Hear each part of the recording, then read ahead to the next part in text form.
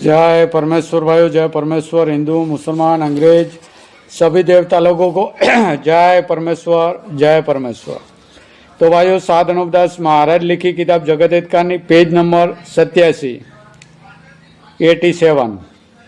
जय परमेश्वर भाइयों। तो भाइयों, साधन उपदास महाराज ने जो इस किताब में लिखा है वही पढ़ करके सभी संसार के लोगों को सुनाते।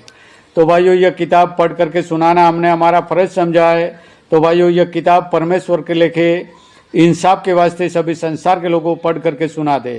तो भाइयों, हिंदू, मुसलमान, अंग्रेज और साधु संत, पंडित, फकीर, राजा, महाराजा और सातों आठों विलायतों के राजा, बादशाह व रैयत सबके आगे हाथ जोड़ करके अर्ज करते इस किताब का इंसाफ करे भाइयों, तो दुनिया में अमन चैन कायम हो जावे। तो भाइयों, यह किताब इंसाफ के वास्ते पढ़ करके सुनाते ताकि इस किताब का इंसाफ होवे। जय परमेश्वर भाइयों। वो किताब मुफीद आम मौसूम ब जगत हितकान नहीं अज तस्नीफ साधन उपदास मूत वतन मूलक मारवाड़। यह जगत हितकान ने जिसको श्री अनूपदास प्रिंटिंग प्रेस छावनी अरनपुरा में छाप के प्रसिद्ध किया। तारीख 17 अप्रैल सन 1909 जा वैशाख विधि 12 सम्मत 1965।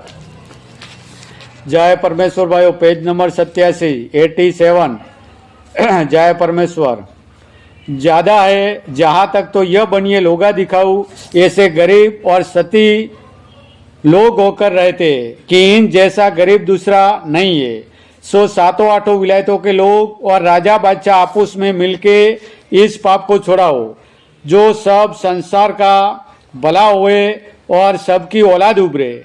नहीं तो लोभ भी लोभ में कुछ किसी के हाथ नहीं आवेगा और अपनी औलाद को मरवा दोगे। और हिंदुस्तान को तो इन महाजनान ने आपस में लड़ा लड़ा के और बुद्धि भ्रष्ट कर दिए सो गारत करेंगे।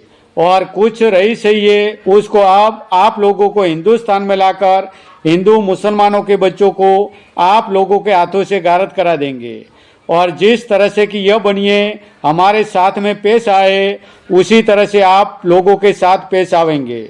अगर ऐसा हाल पेशतर से जाहिर होता तो इन बनियों के औलाद तक बादशाह बाकी नहीं रखता और हलाल कर डालता। और इस बात की भी बादशाह को खबर होती कि यह बनिए दूसरे बादशाहों को लाकर हमारी औलाद से राज छुड़वा देंगे और उनसे राज करावेंगे और हमको गारत करा देंगे और सब धन हमारा ले लेवेंगे। तो बादशाह इन बनियों की जड़ और औलाद अपने राजधानी में नहीं रहने देता और गारत कर देता। परंतु क्या कीजिए कि पहले इन बनियों के जाल की खबर नहीं पड़ी, इससे यह बनिए सलामत रह गए।